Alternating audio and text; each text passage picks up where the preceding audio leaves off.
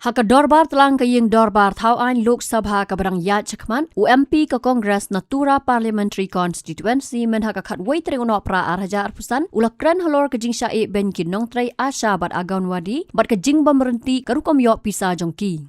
Ulaong baka sorkar India ka kran bonsin ban penhiari ya ka percentage jing klat ki khlong bat ki long kme bat ki Nongtrei ASHA bat Anganwadi ki dei ki bahakman ban tur shaman ki long yeng ban wat ya ki bapang basitom. Ulaong bakalong kabasungsi baki Nongtrei ASHA bat Anganwadi kim don kata ka jing singany haka yok ka kot jongki bat benrap da ka bakentui ka sorkar India ban Pyntreikam ya ka Minimum Wages Act khat khandai spa saupupra na ka benta kini gi Nongtrei mon sngobha bahakmat ki bayarap ya ka tanat ka kot ka khia. Now the program of the union government is to reduce the infant mortality rate and the women's mortality rate, but the front workers who is working on the ground tirelessly, they are going to door to check and survey the TB, those who are having this HIV, those who are having all the other diseases. But to my surprise, Mr.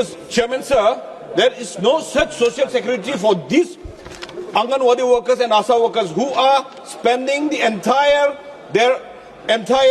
life.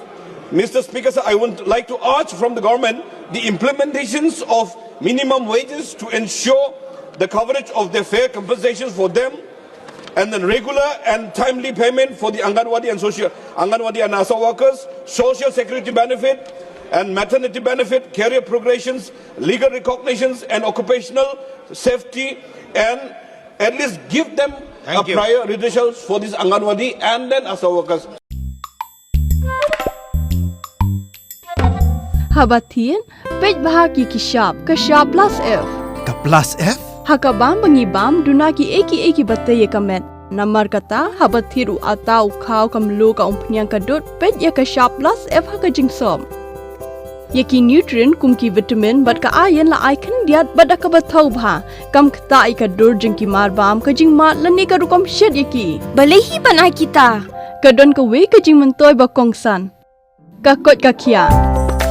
Ka nutrition bakam bha ka jing im bakam bha pendon kam daki mar ba medon ka sharp plus F menta kasni Lawan Ra Shapi Lingba ko office jong Commissionerate of Food Safety Meghalaya.